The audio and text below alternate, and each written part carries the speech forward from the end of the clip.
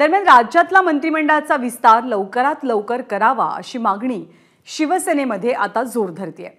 लोकसभा निवडणुकीच्या निकालानंतर काल शिवसेनेच्या नेत्यांची समीक्षा बैठक पार पडली। या बैठकीत शिवसेनेच्या आमदारांनी निधी वाटपावरनं मुख्यमंत्र्यांकडे नाराजी बोलून दाखवली। अजित पवारांशी बोलून आपण अटी शिथिल करू असं आश्वासन या बैठकीत मुख्यमंत्र्यांनी आमदारांना दिल्याचं कळतंय। तर कालच्या बैठकीत नेमकं काय काय झालं? मुख्य मुद्दा होता निधी वाटपाचा। आमदारांनी मुख्यमंत्र्यांकडे निधी वाटपासंदर्भात नाराजी व्यक्त केली। तर आपण अजित पवारांशी म्हणजे अर्थमंत्र्यांशी बोलून काही अटी शिथिल करू असं आश्वासन मुख्यमंत्र्यांनी दिल्याचं कळतंय। लोकसभा निवडणुकीच्या निकालाची समीक्षा या बैठकीत करण्यात आली।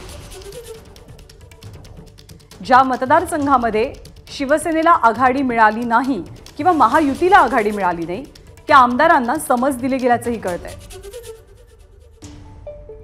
विधानसभा निवडणुकीच्या वेळेला उमेदवार लवकरात लवकर जाहीर करण्याचं आश्वासन सुद्धा मुख्यमंत्र्यांनी आमदारांच्या बैठकीत दिलं।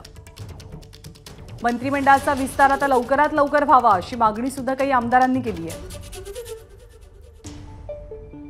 महायुतीमधल्या नेत्यांशी आपण चर्चा करू आणि लवकरात लवकर विस्तारासंदर्भात सकारात्मक दिशा दाखवू असं मुख्यमंत्र्यांनी म्हटलं। तर स्थानिक पातळीवरती युतीचे पदाधिकारी सहकार्य करत नसल्याची तक्रार सुद्धा शिवसेनेच्या आमदारांनी या बैठकीत केल्याचं कळतंय।